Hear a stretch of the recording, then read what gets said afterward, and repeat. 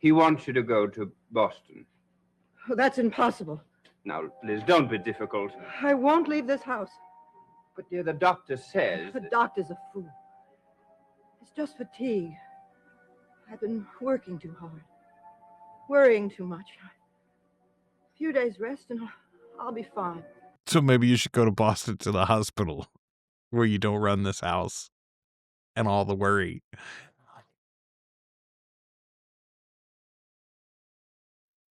Hello, and welcome to my watch of the original supernatural soap opera, Dark Shadows. I am Joel Sharpton, one half of the Articulate Coven, and this is Dark Shadows. We're doing these all the way through. There's 1,200 and change episodes, and we are ever so close to Barnabas himself. He arrives a little after 200, so we're closing in on him. Fascinating storyline going on right now with Laura Collins, though. I'm hopeful we might see the lady herself in this episode. We're up to 158. If you are not watching these on Patreon, then you can get them more often, early, ad-free, always at articulatecoven.com/join. $2 or more a month gets you access to everything we do early and ad-free. Patrons get 5 of these every week. So go check them out if you're in a position to support the show. If you're not, just share it with a friend that likes Dark Shadows or that might be talked into liking Dark Shadows. All right? Let's get into this week's episode. Let's get into this next episode. Episode 158 coming at you. In one of the bedrooms at Collinwood, there is a woman who has recently become an invalid. Her illness is a cause of concern to all those whose lives she touches. To everybody who she pays their bills, you mean? Strange. So very, very tired. Then rest, Mrs. Floyd. It's the best thing for you. Yes, rest. Rest. Maybe don't prop her straight up in the bed, for one thing. Strangest case I've ever been on. And all the things I've ever read about in medical books. In all my years as a doctor, I've never seen anything like this. What is it? Let's discuss it outside.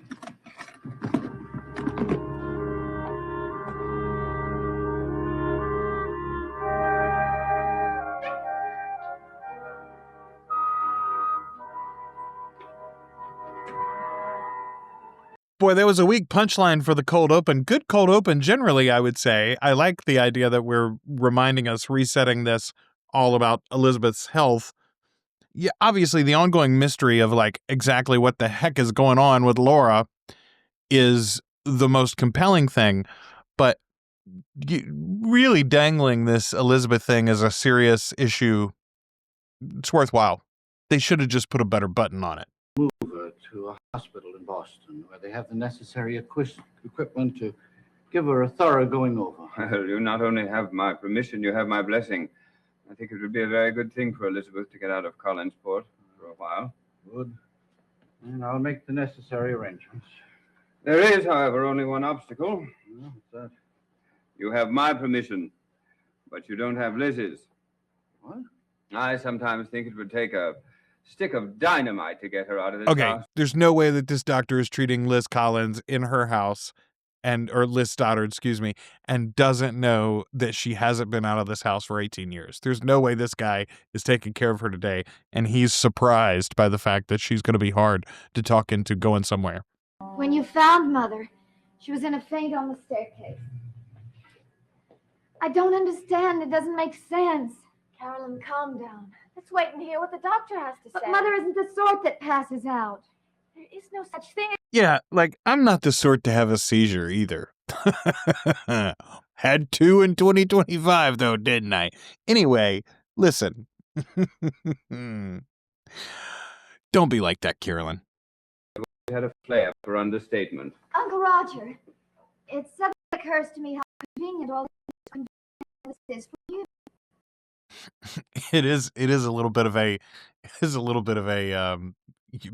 Prince John sending King Richard off to the Crusades. So you be the one to break it to her.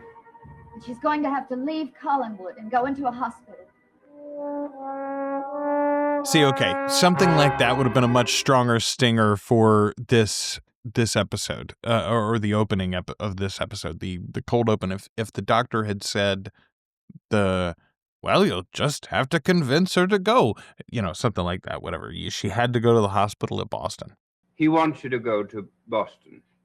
Oh, that's impossible. Now, Liz, don't be difficult. I won't leave this house. But, dear, the doctor says... The doctor's a fool. It's just fatigue. I've been working too hard. Worrying too much. A few days rest and I'll be fine. So maybe you should go to Boston to the hospital where you don't run this house and all the worry. The doctor thinks it's for the best. The doctor doesn't think for me. I think for myself. In this case, you've got to listen to him. Carolyn, you're my daughter. They can't do anything without your permission. Are you going to turn against me? Boy, what a heck of a thing to hang on her. I mean, yeah, look, Carolyn's already laid it out there. She thought that Roger was just taking advantage of her mother. I think she would put her feet down. But something's wrong with Elizabeth here. I wonder whether she really will go away. Very well. I can't fight all of you.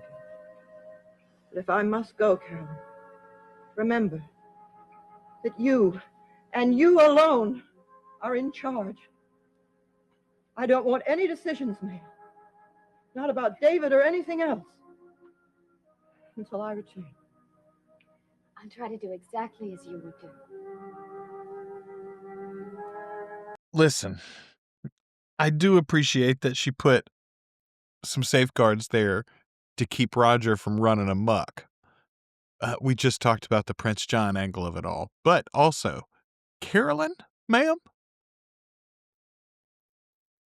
I understand she's your daughter, but Carolyn, ma'am?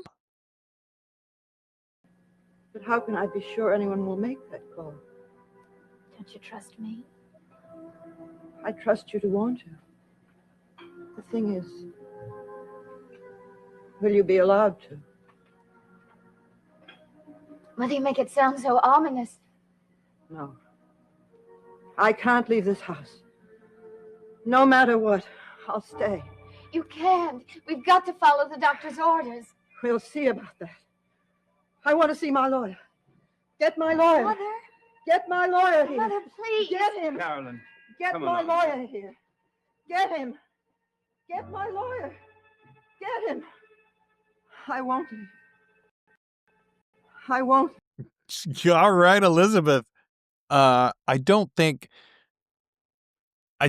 this is the run that Elizabeth gets an award for, but I know we have established that she is the only one that ever wins an actual award for. There's finally a daytime Emmy category, and Dark Shadows gets a nod.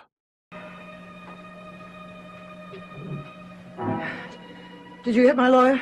Oh, now, Liz, you're not going to cut us all off just because we're trying to do the right thing for you. I'm going to prevent you from sending me to the hospital. I don't understand this. This is so unlike you. Is it unlike her, Roger? Roger, she's been in this house. She's been in this house without leaving for almost 2 decades, sir. It's very like her.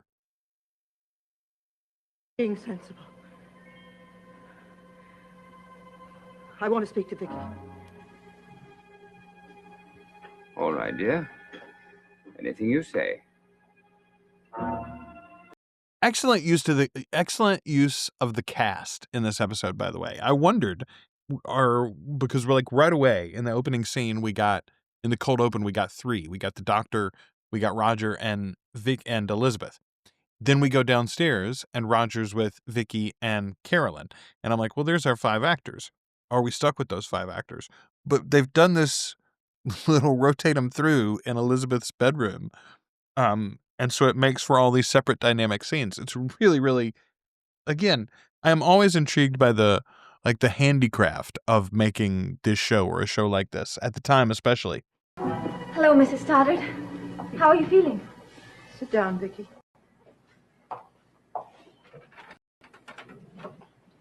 I want to talk to Vicky alone. Yeah. Very well. It's like, she didn't ask for you, Raj.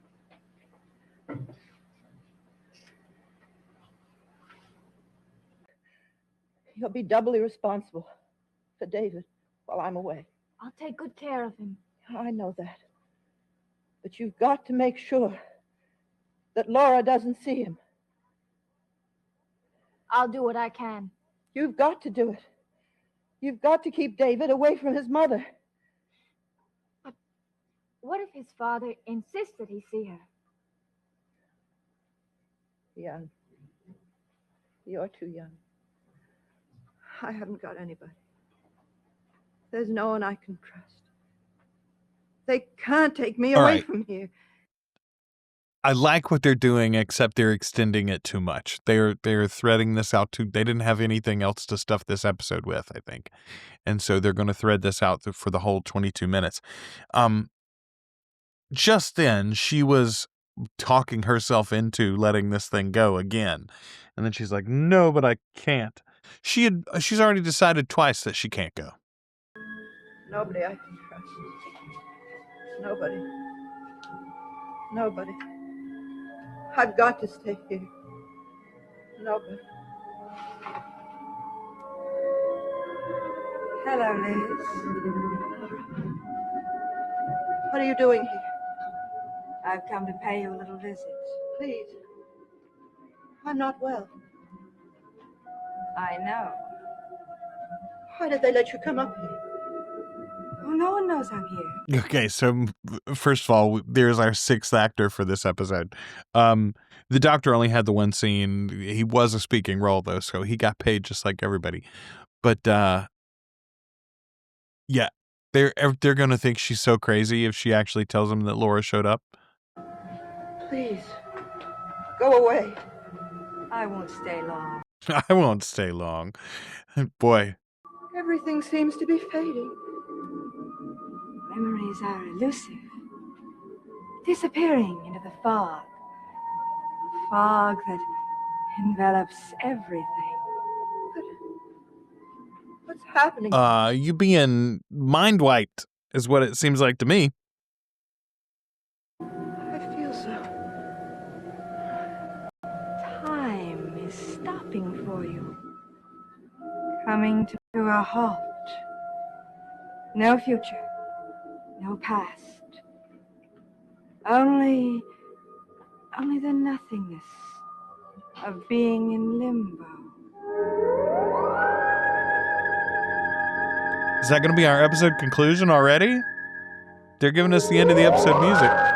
No, okay, boy, and you know that ticks me off when they do that. All right, though, in case that is the last we see of Laura in this episode, I did have a piece of feedback that I wanted to mention from the YouTubes.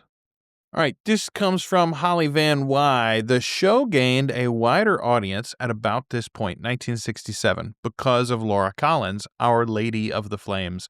She was such a ratings booster, in fact, that producer Dan Curtis felt emboldened to give us even larger doses of the supernatural. That decision totally transformed Dark Shadows, turning it from a slow-paced, somewhat stodgy daytime soap into something truly classic and unique. You're going to love what's coming next. That was on episode 142. And you're right, I am loving what's coming next. All right, J2299 commented on episode 143 and said, what I dislike about rehashes, those cold opens where they do the same thing from the end again, is when the direction gives the actor when the direction given the actors is totally opposite of the original scene. Boy, that has happened a couple of times, hasn't it? It negates the feeling and makes the actors appear stupid. The scene with cars, okay, this is a separate thought. The scene that I noticed in episode 143, there's a outdoor scene with a busy street, and I made mention of that because then we go into Sam's house. They said that scene is not in front of Sam's house, in front of the Evans cottage. It's Main Street. Why was it shown before that scene in Sam's house? Who knows? Yeah, it doesn't make any sense at all, J299. Thank you both, Holly as well, for those comments. Those are excellent. All right, let's get back into this and wrap this up. I think we've got to be, we're pretty close here to the end. Let's see. Are they going to stick the landing? Jess.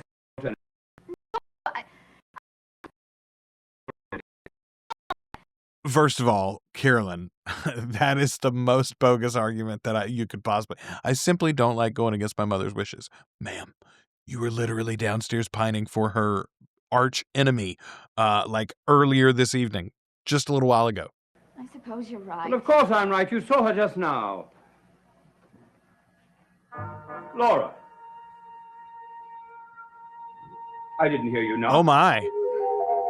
Oh, my. The door was open. I really didn't think she'd show up to the rest of the family.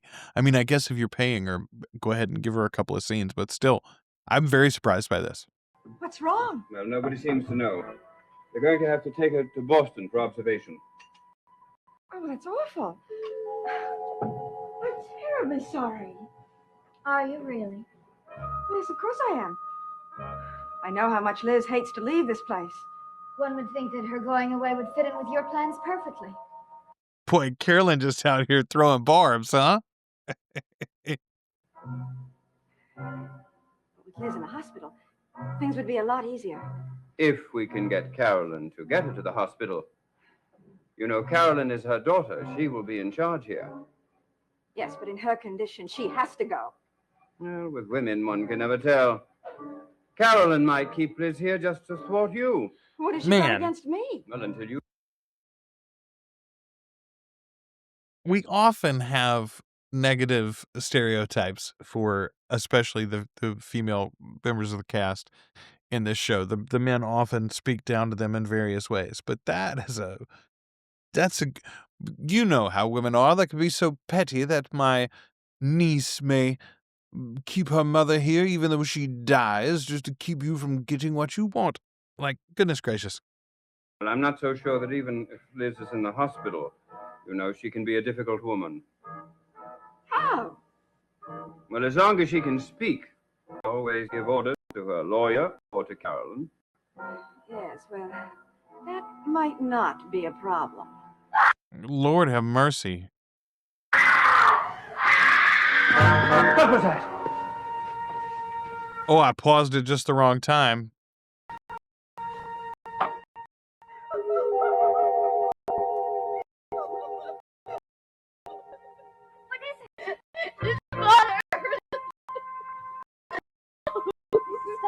What's the matter? Mrs. Stoddard! Please. Mother! She can't speak. She's in a coma, right? Like, I mean, that's what you're showing us there. It's not just that she can't speak.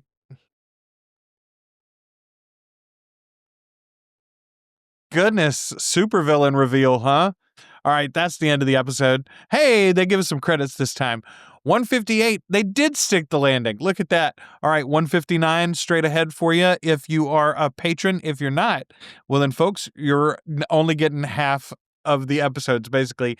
Every week, you get more. You get them more often. You get them early, ad-free, the whole 9 yards at articulatecoven.com/join. $2 or more a month gets you access to everything we do, early and ad-free, including these Dark Shadows episodes. Thank you to all of our patrons that already support the show. If you're not in a portion to do so with dollars, then do so by sharing it with friends who already love Dark Shadows or who might be talked into it. All right, I'll see you soon.